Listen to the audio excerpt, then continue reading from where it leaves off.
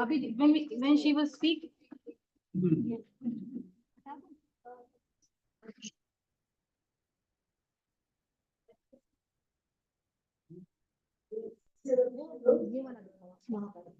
With all the papers connected here.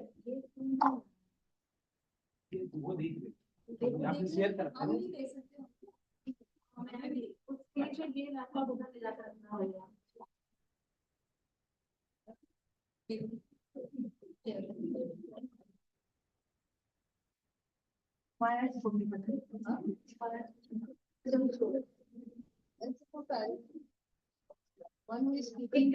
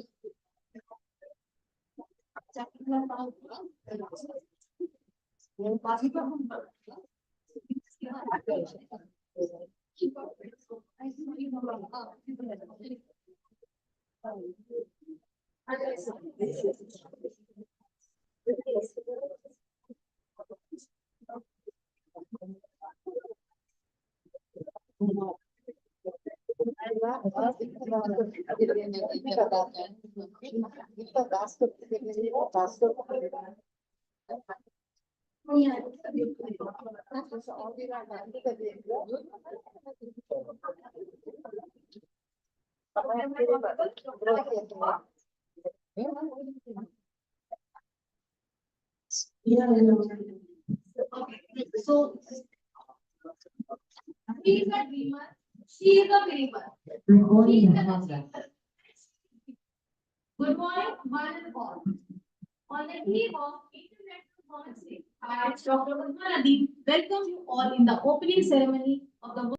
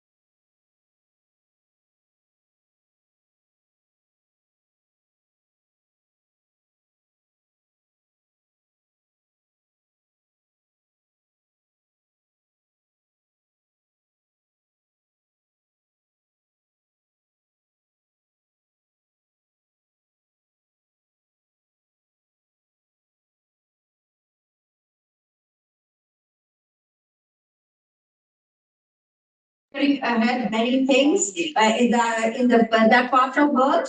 Then we have Baku Girls University. Rector ma'am is here, and she is also actually very active and taking up women causes. We have scholars from Uzbekistan who are going to present their own views. So it is a kind of an international event where they are participating with an international flavor. So I say that Women's Day is truly international. And one thing more, we celebrate Women's Day over and over again. It's a kind of a reminder for us that we have to create a global community. We have to create a community within our community also. We are living in separate continents, in separate parts of the world. But then again, that segregation between male, female, and that kind of a segregation is always there in all the societies. So creating women communities within your community is very important because all the women across the world are facing some kind of problem. If not problem, we are overcoming those problems also shortly. But again, what is happening is that we have to steer ahead with confidence and talk about many things. So these things are also very important. That how we create one community so that we talk about our own issues, where we talk how we can develop ourselves, how growth possibilities are possible. So all these things. So we have to talk not only within our own countries, but we have to talk across the world also. That we talk about the issues, we talk about so many things and so on. So this is one platform where we are discussing all this. This platform, I welcome you all, and I extend a very, very heartfelt welcome to Madam Jacqueline, Honorable High Commissioner of Rwanda. Rwanda is a country where women empowerment is, at least, it is coming in the true sense. And we can learn quite a lot, and Ma'am will be telling you. And she's a dynamic woman herself, where she is talking about so many things, so many aspects of women leadership, whether it is in education, whether it is in other arena, political, and so on. So we have to talk about leading the world, leading our own countries. So now it's not only women-led leadership. I think G20 talked about, and that is a very catchy phrase, and that's very dear to me because nowadays we have to talk about leadership led by the women. So we have to come out of our own confines and we have to steer ahead. But for that, we have to empower ourselves. Empowering ourselves is, a multifaceted phenomena again. Because if you have to empower yourself, first thing is you have education. If you are educated, then you can empower yourself. That's a kind of a key to success. But not to say that those women who have not got the opportunity to educate themselves are not empowered. They might be empowered if they can, they have confidence to take across social causes and so on. So you have to have that confidence to take up causes and passion to run after this. So you take up any cause. There are so many problems in the world, in your own community, in your own local community. Those problems are visible to us, but nobody talks about it. So we have to talk about it. Then create a community around it. If you are talking, I think we have seen that Me Too leadership, I think all across the world, that kind of a thing. Just it came, and how many women talked about their own plight and their own problems. And those things must have happened maybe 30 years back. So you have to you have to see the issues and you have to create a community around it so that people support you. And this is what is women-led leadership. So come out of it and so on. Here, I think we have 150 papers and so on. So this in women's studies, this again conference is going to be a landmark. And in this conference, I welcome you all. I'm sure we are going to be enriched by enlightening discussions, discourses addressed by Madam and all others who are here, all the scholars who are here. So we will listen to them, understand what is happening in their part of the world, and then we can compare and come out of some solutions. Of course, when we talk to each other, discuss with each other, there are solutions are in front of us. We just have to find those. And so have confidence, enjoy this International Women's Day tomorrow and today, but again, it make a kind of a pledge that you are going to be confident and you are going to make change. So change is within you only. Thank you very much.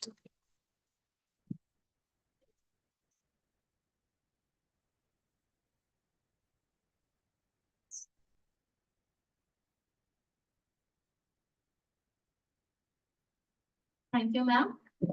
So, I also welcome esteemed guests from Kazakhstan. They are present, Kazakhstan, Uzbekistan. They are present in that is the diversity of perspective, fostering international collaboration in addressing global challenges. So, without taking more time, I request our chief guest, Honorable Her Excellency Jacqueline Mukandira, High Commissioner of the Republic of Rwanda in India, to grace this occasion by her special message. But before that, I would like to give a brief note about her. So, Her Excellency is the Rwanda's High Commissioner of the Republic of Rwanda to the Republic of India. She presented her letters to credence to Her Excellency Ram Nath Kovind, President of the Republic of India on 21st May 2020. Her Excellency has extensive experience in both executive and legislative branches of the Republic of Rwanda. Prior to her current position, Ambassador Jacqueline Mukandira served as a Director General in charge of Parliamentary Affairs, Fundamental Principles, and Research at the Rwanda Senate. And before, she also served as a Director General of Planning Research in the same institution. Previous to this position, and Her Excellency served as the Ambassador of Rwanda to the Nordic countries like Sweden, Norway, Finland, Denmark, and Iceland, with the residence in Stockholm from 2007 to 12. Before this, she served as a Member of Parliament in the Chamber of Deputies, lower house of the Rwandan Parliament from 2004 to 7. Her Excellency has also worked for Norwegian NGOs in Rwanda from 2002 to 4 at the office of the First Lady of the Republic of Rwanda in 2004. So, without taking so much time, I'd like to invite Her Excellency to grace us.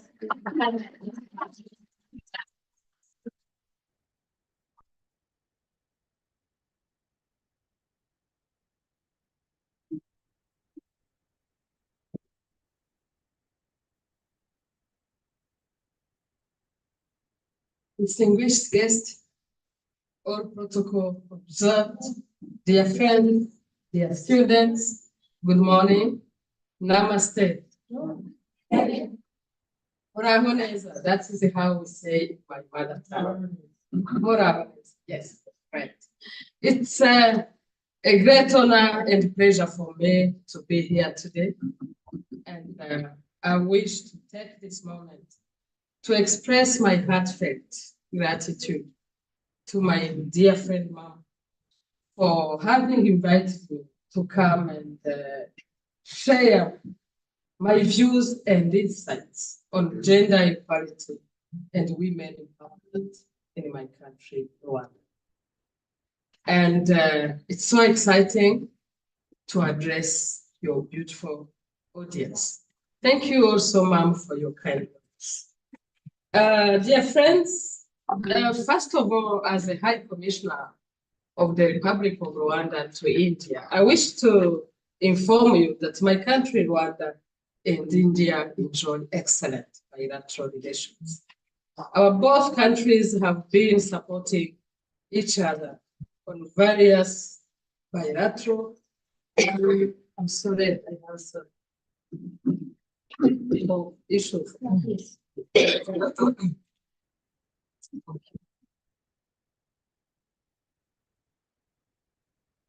Both countries have been supporting each other on various bilateral and multilateral forums. And I'm glad to inform you that PM Modi ji has visited my country in July 2018. It was an amazing visit. And my president, His Excellency, President Paul Kagame, has visited India 5 times.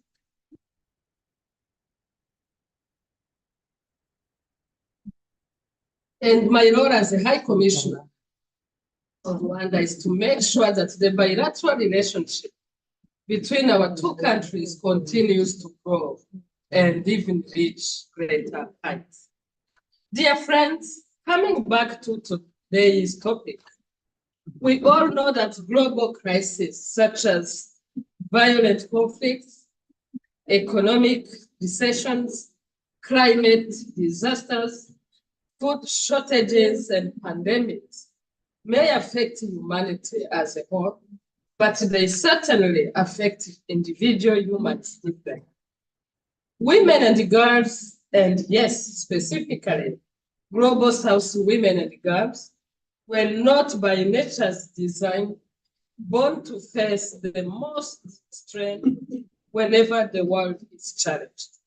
Indeed, women and girls have borne a disproportionate share of the burden of the overlapping health, climate, and economic crisis, which the world has faced over the past few years.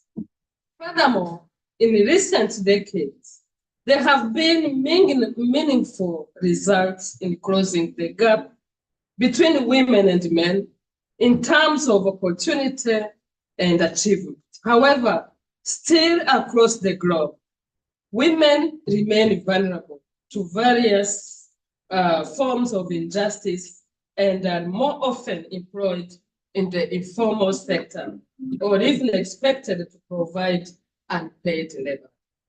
Much more remains to be done to tackle biased attitudes about gender. Dear friends, since the devastating genocide of the 1994 against the Tutsi in my country, Rwanda's leadership has helped to amplify gender equality and narrow the gender gap, and the country is admired as one of the most pro-woman countries in the world for empowering women. You may ask me how this happened. Indeed, after the 1994 genocide, women were majority in our country.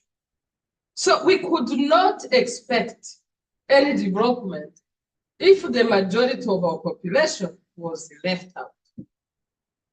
On top of that, even during the liberation struggle of my country, which started in 1990, so many Rwandan women and girls have joined their brothers and sisters to liberate our country.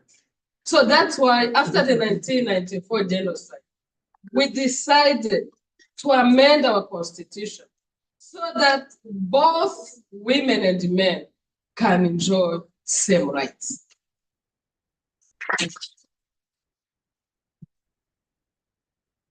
When I talk about rights, I mean right to life, right to education, right to job, and so on and so on. I will come back to that.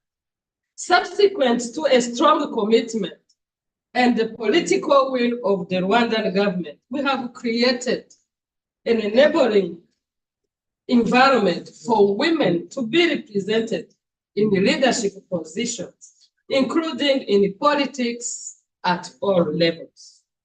Indeed, for the last 30 years, the government of Rwanda has put gender equality and women empowerment at the forefront of development, as the full recovery would only be possible with both women and men playing central role. In fact, the leadership recognizes women as key players in the nation building process. With a solid foundation laid by the highest political will, the legal and policy frameworks, among other mechanisms, resulted into many social and economic gains. Rwanda has registered significant achievements in promoting gender equality and women empowerment, ranging from an enabling policy, legal and institutional framework, enhanced social, economic, and political participation, setting a global pace for equality between men and women. Particularly the Constitution of the Republic of Rwanda of 2003, revised in 2015, provides for equality between men and women without discrimination of any kind. Indeed, the Rwandan Constitution stipulates that in all decision-making organs, at least 30% have to be women. The political will at the highest level of the leadership of my country has been a key driver to promote gender equality and empowerment of women. As a Rwandan woman, I'm privileged to have emerged in a society that has understood and embraced the essence of the natural importance of gender equality. Sorry.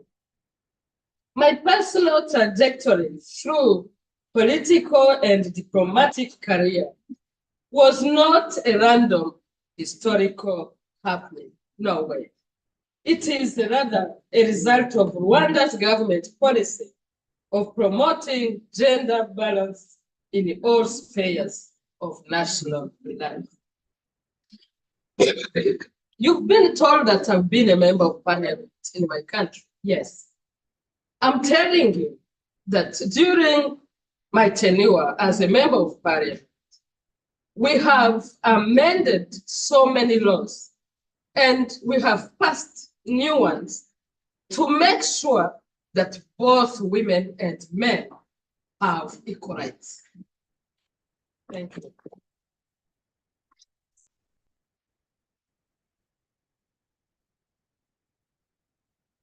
Thank you so much. So we have passed so many laws and we have amended many of them as well. I was talking about the Rwandan Constitution, but let me give you a few examples of laws that we have passed, which have contributed a lot to gender equality and women empowerment in my country. Number one is the law on prevention and punishment of gender-based violence.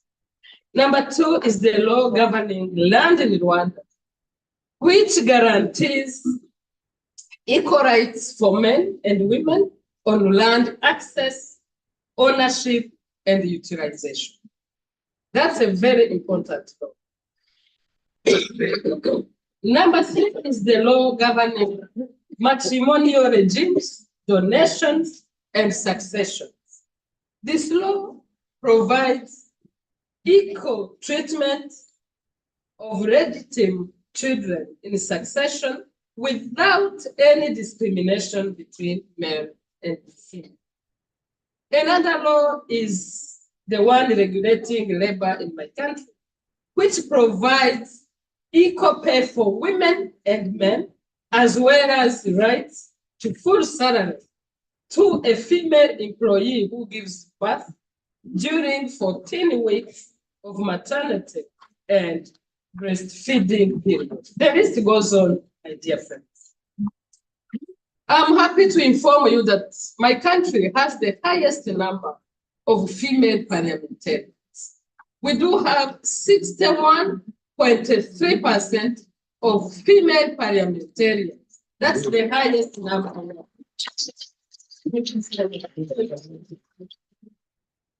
And we do have 55.9% of female representation in the Bureau of Districts and the city of Kigali. We have 52.4% of women who are judges and clerks. And in education, the level of girls' enrollment stood at 49.5% in primary and 55.5% in secondary. Today, with the development of ICT sector in my country, women have much access to finances, with more than 55% receiving money via mobile money application provided by telecoms. Distinguished guests, when we look at the aspect of financial inclusion, it's not just about getting people, but creating access to affordable financial products. But we ought to look deeper into what this does for the population. The role of financial inclusion is greater than banking. It is about the impact it creates, especially for the marginalized and underserved populations. How through financial inclusion these people are empowered and change the course of their lives by being able to save, invest, and borrow. This allows them to shift out of poverty and therefore creating economic empowerment and later leading to economic growth and development. When our people are financially included, if not only shifts them out of poverty, but through access to financial services, they are able to attain credit and financial services, which can be used to grow different sectors within the economy while creating jobs as well. According to Finiscope survey in 2020, Rwanda was 93% financially included. This includes both formal and informal financial inclusion from 48% in 2008. Formal financial inclusion in Rwanda has grown from 21% in 2008 to 77% in 2020. Dear friends, I'm glad to inform that in my country, our priorities are to advance gender equality across all sectors, especially digital and financial inclusion, and to continue challenging traditional norms. Women's presence in Rwandan society is also substantive in peace and security, with a good number in the army, police, and UN peacekeeping personnel, diplomacy, as I'm here, media, health, agriculture, technical, vocational, and educational training, schools, and global positions. The role of Rwandan women in rebuilding the country, bringing back peace and reconciliation, has been so remarkable. Rwanda's women in the country's development have proven to the world that gender equality and women empowerment is essential for countries and societies to prosper and flourish in peace, stability, resilience, and good governance. Dear friends, it is worth concluding by emphasizing that the role of Rwandan women in rebuilding the country and bringing back peace and reconciliation has been so remarkable. Rwanda's progress in women empowerment and gender equality has been commendable, and it serves as a good example for other countries. I fully believe that there is no one who gains when women and girls who make up a little over half of our communities are weakened, disempowered, and victimized. Let us all pledge to be the custodian of women's basic human rights, equality, as every day of gender inequality is a moral, social, and economic failure. All concerned stakeholders must, number one, prioritize the innovations that center women. Number two, they have to address overlooked obstacles to women's empowerment. Number three, they have to demand women's involvement in the industries that drive our development and leverage the policy changes to make this progress irreversible. Let us reclaim our spaces and our right to inclusion. Let us leave no one behind as we craft sustainable solutions. Change is difficult, my dear friends, and does not happen overnight, but together with sustained effort, we can make a decisive difference.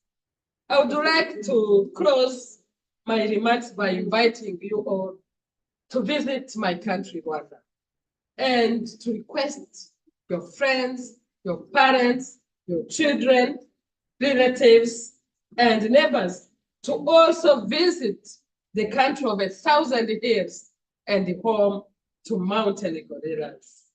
Indeed, my country has been very well ranked by so many international bodies like the World Bank, the International Monetary Fund, the World Economic Forum, Transparency International. I'm glad to inform you that Rwanda is the safest country in Africa.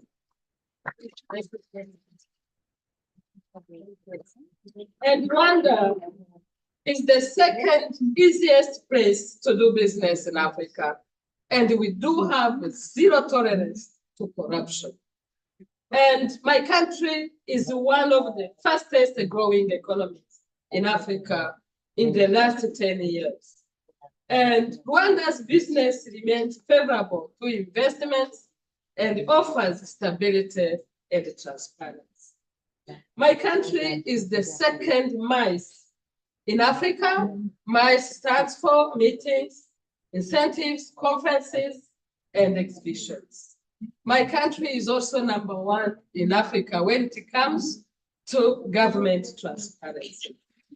Thank you so much. And my country has achieved 95% of network coverage. Indeed, my country is #1 in East African community, and it is #5 in Africa. The list goes on, my dear friends. Let me close by telling you that in my country, Rwanda means business, Rwanda means stability, Rwanda means partnership, my country means integration, my country means also growth and so on. And I'm glad to inform you that all citizens of the world, irrespective of where they come from, can get visa on arrival. And for those who come from the Commonwealth member states, the Francophonie member states, and all African countries, they get 1 month free visa on arrival. So I will be waiting for your visa. Thank you so much, Daniel.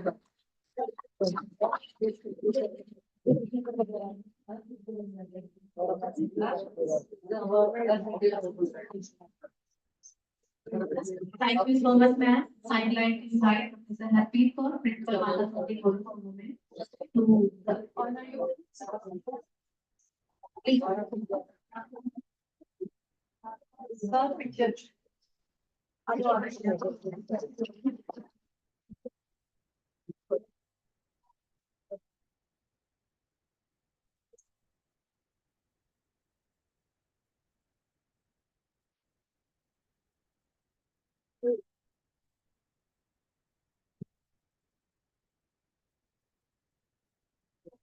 for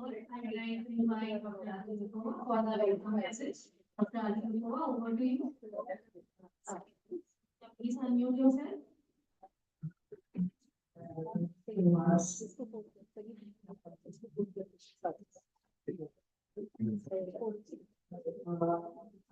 I hope my message will arrive really well. I want to make a moment to express my sincere for my powerful and inspiring speeches on gender equality and people representation developed for Professor Howard Howard and Ms. Jenny, the High Commissioner. The words, all the words resonated with me, and I believe that they left the lasting impact of those who had the privilege of keeping in Europe. spirit. And I was very surprised for the country that vaccine gender equality and economic breakthrough in government is truly commendable. So, the participants here on behalf of VII, I welcome you to the World Women's Conference on such a great day, joining the World Women's Day International Day. I want to extend my heartfelt gratitude for your collaboration in organizing such a significant event on World Women's Day. Matters to be for women with the University under the University of Delhi and Azerbaijan Public University. And before we have partnered the Ankara Metropolitan Municipality in Turkey, and as the main organizer of this conference is exact members. Your commitment to supporting initiatives that celebrate and empower women is truly commendable. It is crucial to support studies on women for several reasons. Firstly, human experiences, perspectives, and contributions have often been overlooked or marginalized in various fields of study. By supporting research focused on women, we gain a deeper understanding of their roles, challenges, and achievements across the contexts, across the different contexts. And secondly, promoting studies on women help to address gender disparities and inequalities. Research findings can inform policies and interventions aimed at promoting gender equality and improving the lives of women and girls worldwide. And additionally, supporting of the studies on women contributes to advancing knowledge and innovation too. By including diverse perspectives and voices in research, we can generate new insights and solutions to complex societal issues. So ultimately, investing in studies on women as a main trajectory of the main purposes of our institute and of our partners in this conference. Investing in the studies on women is not only a matter of equity or justice, but also means of fostering a more inclusive and more prosperous society for all. Once again, I don't want to take the time. Thank you for your collaboration in organizing this event and for ongoing commitment to supporting women's studies. I'm so grateful to have such partners as you, Martasin Report, Baku University, Ankara Metropolitan Municipality, and other guests. Thank you so much.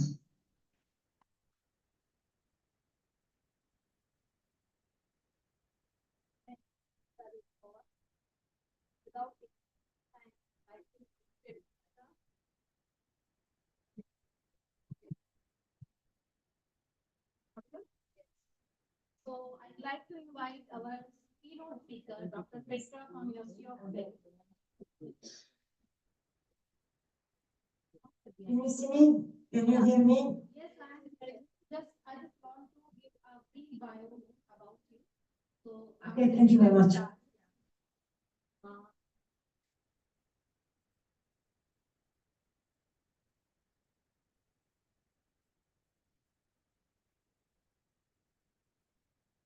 Petra is doctor in psychology from Paris University in France and a licensed psychologist.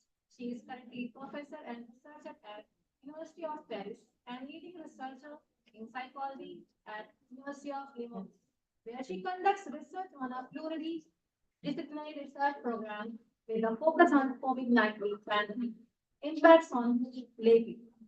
Broadly speaking, she conducts research with science for society, approaches and objectives. Specifically, her research focuses on the consequences of extreme situations such as terrorism, pandemics, earthquake, and other natural and man-made disasters on people. In this aim, her research is based on mixed method research design that combines quantitative and qualitative approach. Her research has received 2 awards from the prestigious organization Society from Personally and Social Psychology, USA. Has been presented numerous national and international conferences and published in top-ranked international journals such as Behavioral and Brain Sciences, Peace and Conflict, Journal of Peace Psychology, Frontiers in Psychology, Personality and Social Psychology.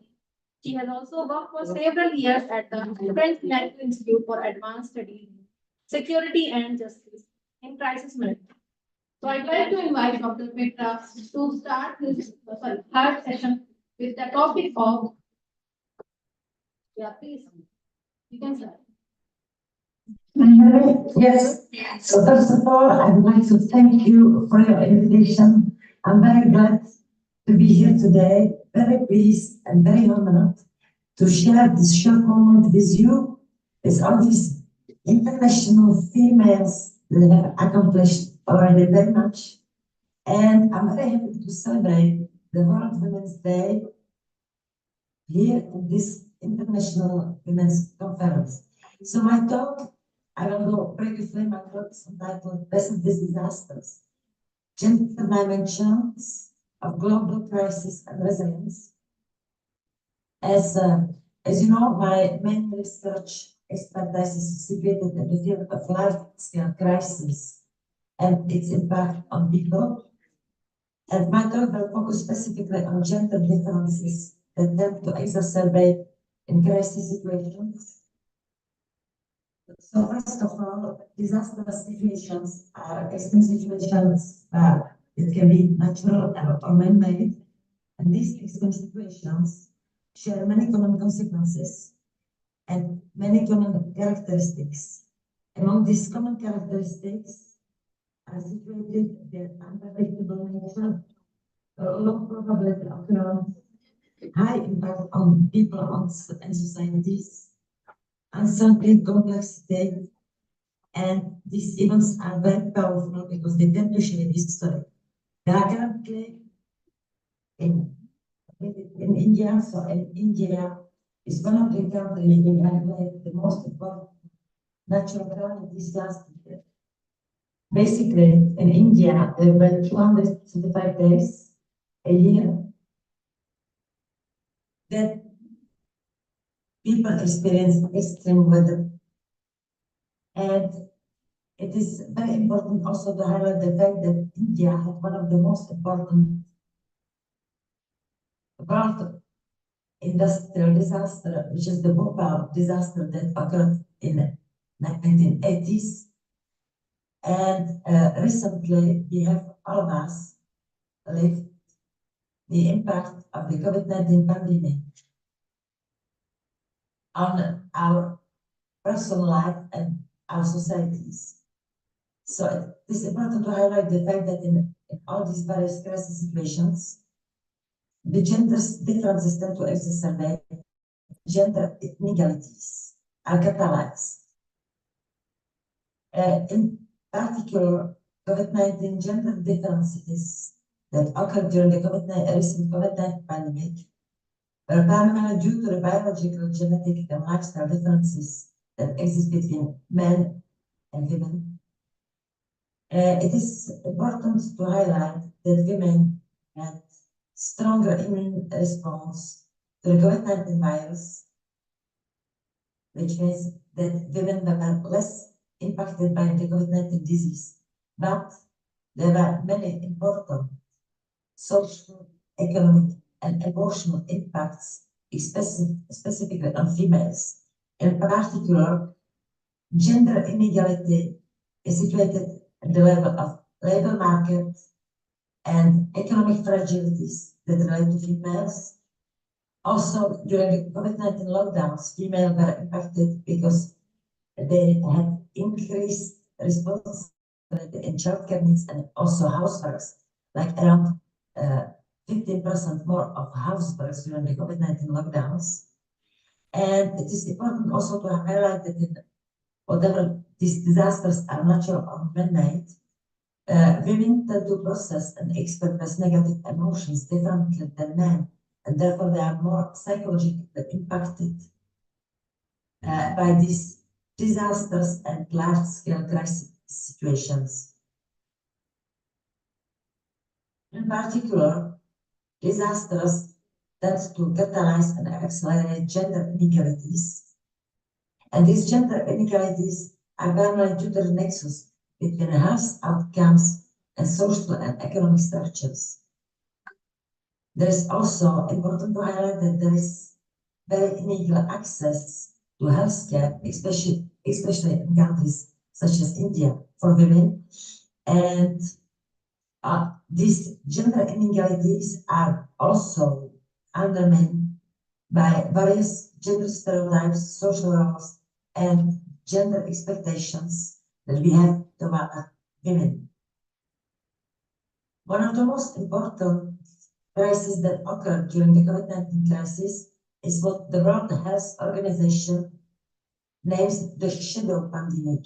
The shadow pandemic is the increase of relational and domestic violence and also sexual abuses that occurred during the COVID-19 pandemic and COVID-19 lockdowns that had totally disastrous consequences, not only on females' daily life, professional life, but also on their well-being and their various social relationships.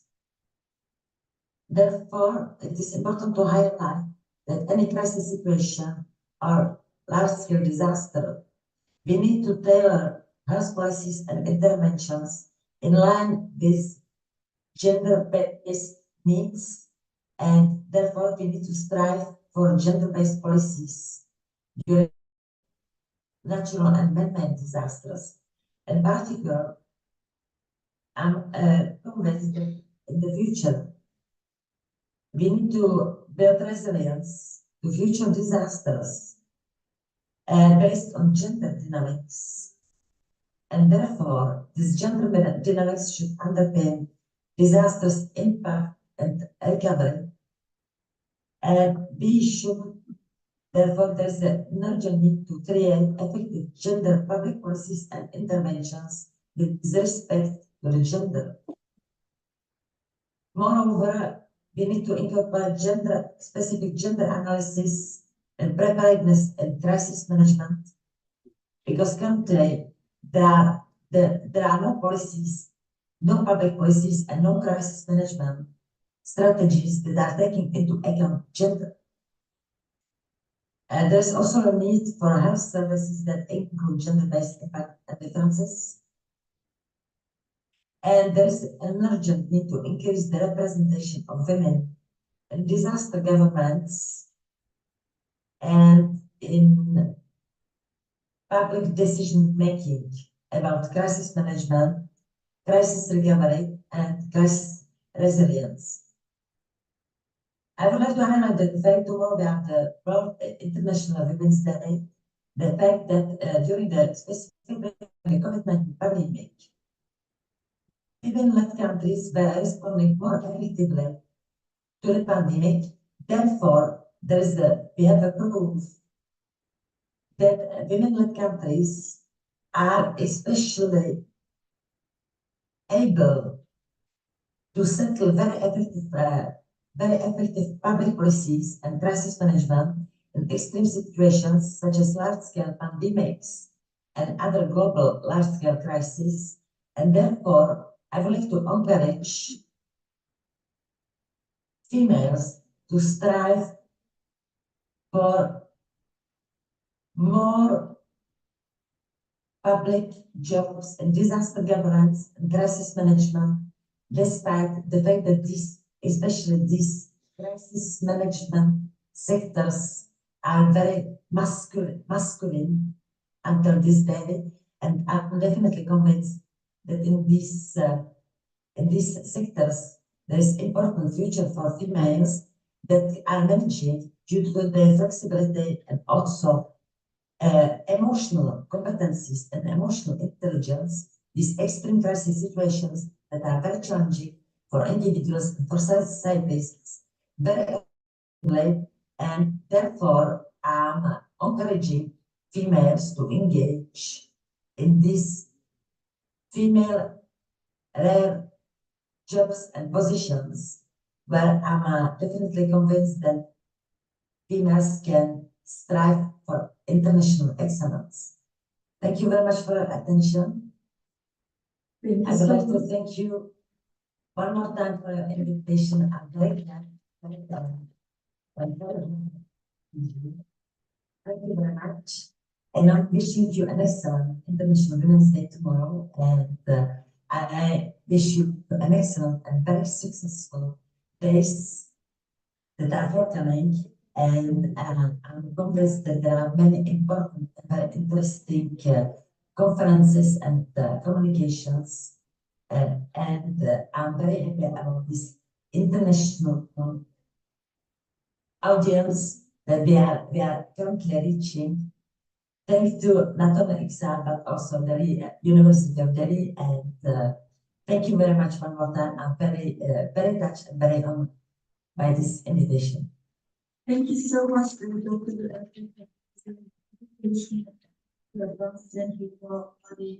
insights into the role of gender-sensitive disaster responses are truly commendable. Thank you so much for accepting our invitation. Thank you, Dr. for giving that insight on the gender dimension of global crisis and resilience. Your lecture stimulated thought-provoking discussion and strong and deep evaluation of crisis through a gender-sensitive lens. Now, I'd like to invite Her Excellency, Jacqueline Ma'am, to honor our respected principal ma'am.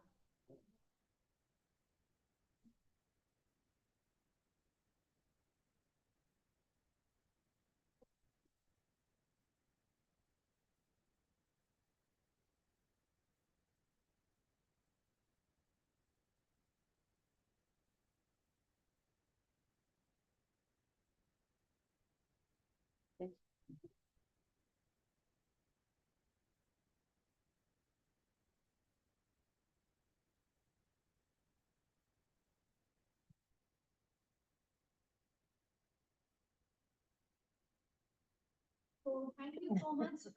At the closing remark of this session, I'd like to express our gratitude to Dr. Mustafa Latif, President of ICSA, Mrs. Serin Rahimova at Rector Baku Girls University, Azerbaijan, for collaborating with Mata Sundari College for Women in organizing this conference successfully. Our sincere thanks to Mr. Atabek for his constant support and Dr. Adil Vikova for coordinating during this conference and for making this a successful conference. We are thankful to our esteemed guests from Uzbekistan for attending this conference in face-to-face mode. That is very good for us because this is a very great experience for us that you are here. We are also thankful for our honored guests like Mr. Samarpal Singh Ji from Japan Foundation, Neelam Chawla, founder and CEO, Maximal Media. We are really honored to have both of those with us. We are also thankful to all the participants from 14 countries. Sabarwal. I'm also thankful to Dr. Sabarwal, and he has already encouraged me doing more activities like this. Thank you, sir. And we are also thankful to all the participants from across 14 countries who are attending and presenting their paper online mode. So this is to inform you all. Apart from that, we are also thankful to all the student participants and volunteers of Art Conference because they are the main ingredient of this conference. Students are the main ingredient. We are not there, we are not able to organize these kind of conferences. Their presence is very important. Thank you so much, every student present. Technical staff. And also, the faculty staff, like Avni, Dr. Bindu Kumari, technical staff is also there, like Sangeeta ma'am, Abhishek ji. Everyone is there, and they are playing a very important role in conducting these kind of events. Because without them, without technical staff, it is not possible.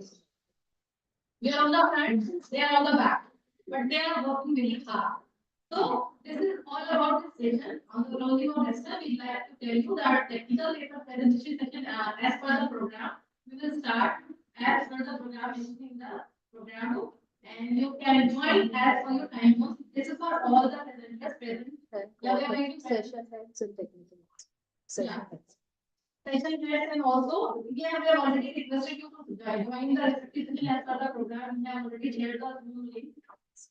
And thanks to all the session heads and advisory scientific advisory board of this conference, and also all the technical staff. So see you in the next session, which is on in the online as well as face to face. Face to face mode will be in the conference room. If you want to join us, you can come. You're welcome. Thanks. One more request from Uzbekistan participant. She wants to play some song.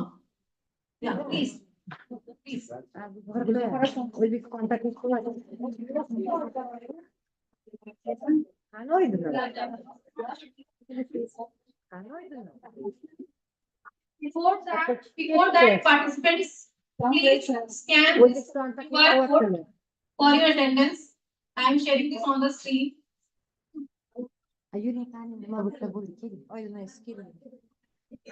Recording stopped. All the student participants, please. Please scan this.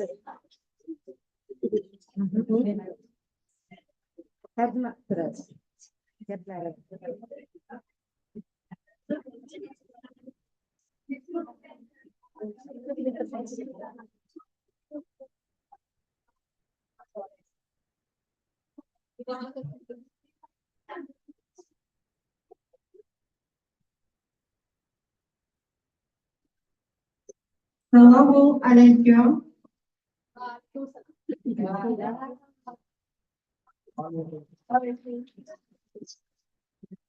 Hurmatli bugungi kongress ishtirokchilari, hurmatli mehmonlar, tashkilotchilar, hurmatli qizlarimiz, barchangizga O'zbekistondan salomlar.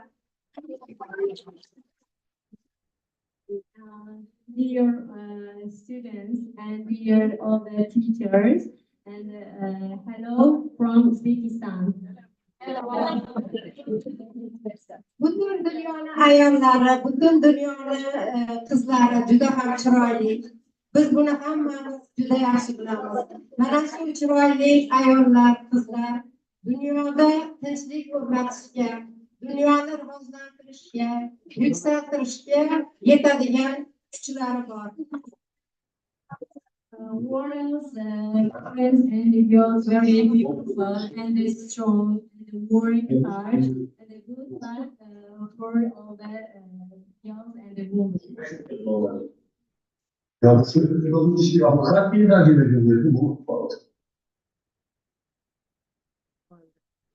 Biz mana shunday chiroyli tadbirlarda dunyo bo'ylab qatnashishni istaymiz. Va juda ham ko'p sizga o'xshagan ayollar bilan, sizga o'xshagan ilg'or talaba qizlar bilan, o'quvchilar bilan tanishishni istaymiz. Va o'zimizning yutuqlarimiz va kamchiliklarimiz, muammolarimiz bilan gaplashishimiz, o'rtoqlashishimiz keladi. We want work long hours with you and conversation with you for this about program and libraries and the work more long hours and long years. Bugün mana O'zbekistondan kelgan o'ndan ortiq O'zbekistonning turli oliy o'quv yurtlari universitetidan kelgan ilg'or ayollar shu yerga yig'ilishgan. Mana shu Sandra kollejini biz ko'rib juda ham xursand bo'ldik. Mana ko'rdik, tanishdik. Kelgusida sizlarni biz ham iqtisod tomonidan uyushtiriladigan tadbirlarimizga taklif qilamiz. O'zbekiston, Serquyosh O'zbekistonda sizni biz kutib olamiz va birgalikda O'zbekistonni tanishtiramiz, o'zbek ayollarini tanishtiramiz, yoshlarini tanishtiramiz, ularni hayotda faoliyati bilan sizlarni tanishtiramiz. I'm happy to introduce with you, and I invited all the students and the teachers to Uzbekistan.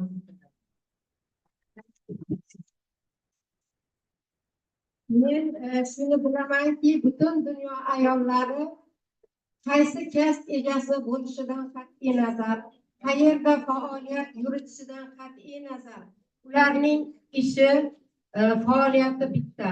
Bu kelajak avlodni davom ettiruvchi inson, bu yaratuvchi inson, bu mehnatkash inson. I know world women similar ideas and similar work. I'm happy with.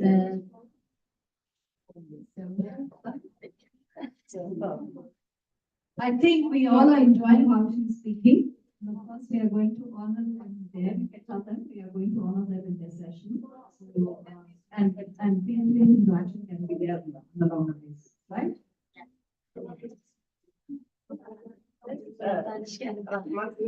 Men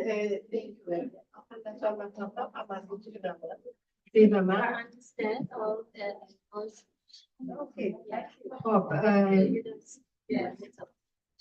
men mana professor Alfred Kaur bilan tanishgandan xursandman. Men sizni O'zbekistonga yana boshqalarni taklif qilaman va mana shu kollejda shunday rivojlantirib, shunday tadbir o'tkazganingizdan men hayratga tushdim.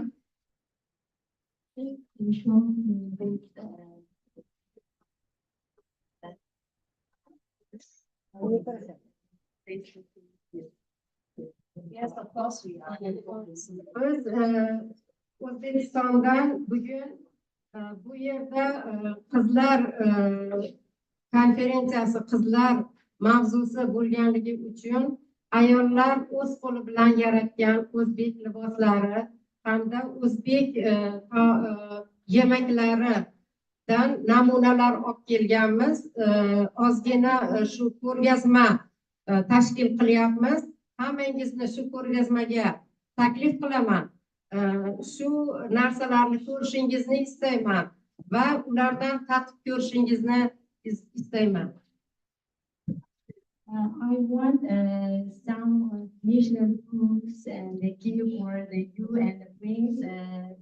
I want to see she shows and the national Uzbekistan foods and wares. Bizning o'zbek adresimiz, bu bizning milliy matoyimiz. Hozir men hurmat bilan Kaur xonimga shuni topshiraman sovg'a tariqasida istadim.